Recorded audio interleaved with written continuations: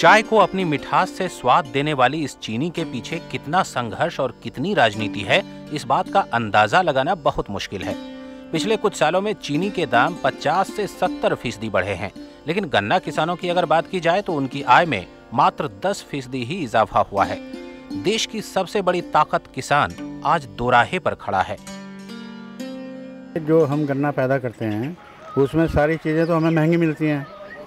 बिजली का पानी भी महंगा मिलता है, खाद भी महंगा मिलता है, मजदूरी भी महंगी मिलती है, और उसके अलावा जो भी हम पैदा करके यहाँ लाते हैं उस गन्ने के उचित दाम हमें नहीं मिल पाते। उसका कारण यह है, अगर आप सारा हिसाब लगाओ तो जो इसके गन्ने की खोई भी बिकती है और इसका जो शीरा निकलता है उससे दारू बनती है, जिसे पूरा वर्ल्ड पी रहा है आजकल। वो बहुत महंगी चीज़ है, वो भी इसी से बनती है।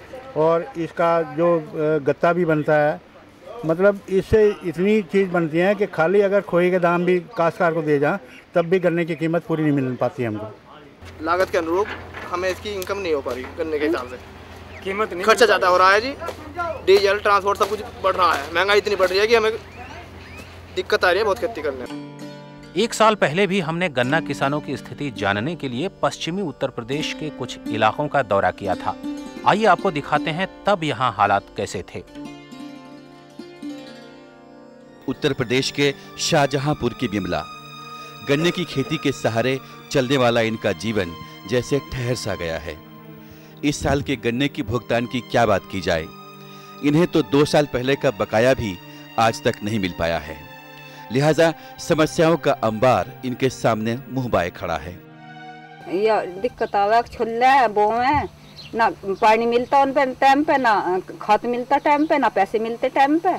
अपना 1-2 पर्ची भुने, अरे वही वहीं उठ जा ना। ऐसा भी ना जो इकट्ठा पैसा मिले शादी कर दे बाड़कों की, फिर जमा कर दे, कहीं कुछ भी ना होता। बहुत पैसे बाजी भर, गोली भी नहीं है, खाने को कुछ नहीं रहता है बाजी भर, क्या करें।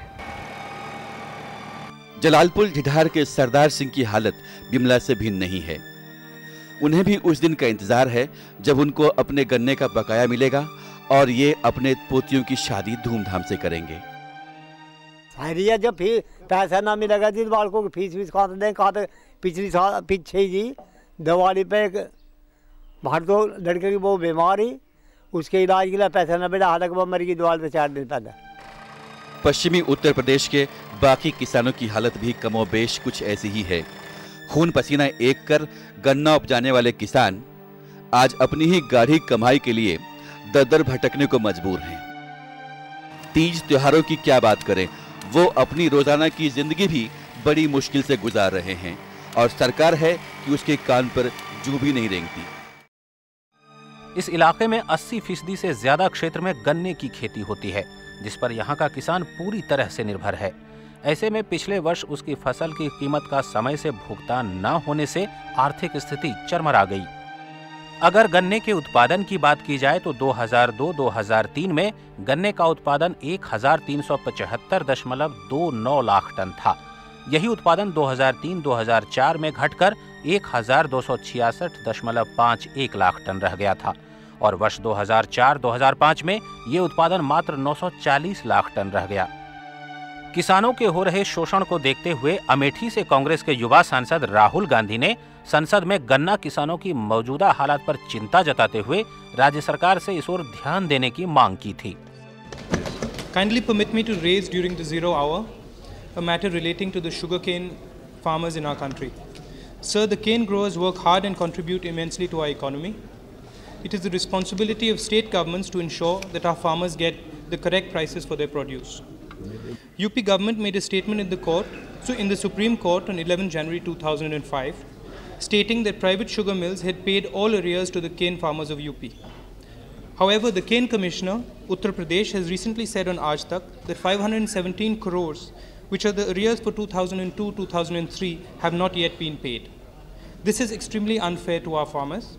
I urge the Government of India to see that the state government complies with the direction given by the Supreme Court on their final judgment dated 5th May 2004, and our farmers are given their due. इस बार भी जब हमारी team ने पश्चिमी उत्तर प्रदेश के उन्हीं इलाकों का दोबारा दौरा किया तो किसानों की समस्या जस की तस पाया। इस बार राज्य सरकार ने किसानों के 1 क्विंटल गन्ने का मूल्य 115 से 120 रुपये तय किया है। वहीं कुछ सहकारी और प्राइवेट मिलों ने किसानों को आकर्षित करने के लिए मूल्य के साथ अनुदान का प्रावधान भी रखा है। निजी मिलों का ये लालच किसानों को मिलों तक खींच लाने में काफी हद तक कामयाब रहा, पर जब अनुदान देने की बारी आई तो किसानों के हाथ लगी पिछले साल की बची चीनी।